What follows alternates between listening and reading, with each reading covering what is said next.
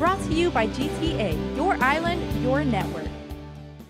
Sarah Garcia interviewed with KUAM in 2012 when she was a 17-year-old senior at Simon Sanchez High School. The public and the government knows how bad it is at public schools. 5 years later, and Garcia is now 23 years old. Despite the time that's passed, the facilities issues she helped bring to light continue to plague her alma mater. She remembers like it was yesterday. I noticed some classrooms there were holes on the ceilings. Sometimes the teachers' rooms where some of the students were sent to pick up resources or books, some of them were wet with mold. And in that situation, you feel like, am I going to a kind of third world country school? While legislators authorized funding to rebuild the school in 2013, the project has yet to materialize. 5 years later, there's still no school. Especially for alumni, we hope something better for our future students, especially for someone that I have a nephew, and he's going to be a high schooler in 3 years. I want him to go to a better school than I did. Lenny Farron was a former student at another school with chronic facilities issues, Southern High School.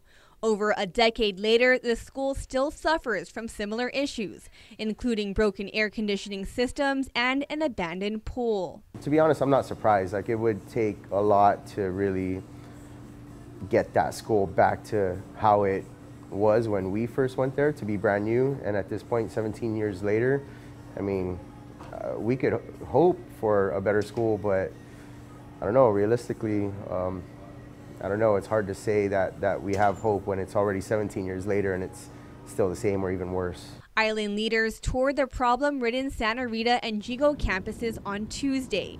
During Tuesday night's Guam Education Board meeting, member Mark Mendiola said the board needs to take a stance to push the procurement for a $100 million fix that would repair Simon Sanchez and 34 others.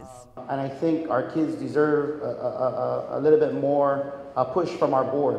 And I believe that perhaps we may craft a letter from the board asking the OPA to the urgency of this situation. Superintendent John Fernandez said he agreed. A teacher was telling me that the students were complaining about the facility, and he said, well, why don't you speak up again? And some of them said, well, we've done that and nothing's happened so far.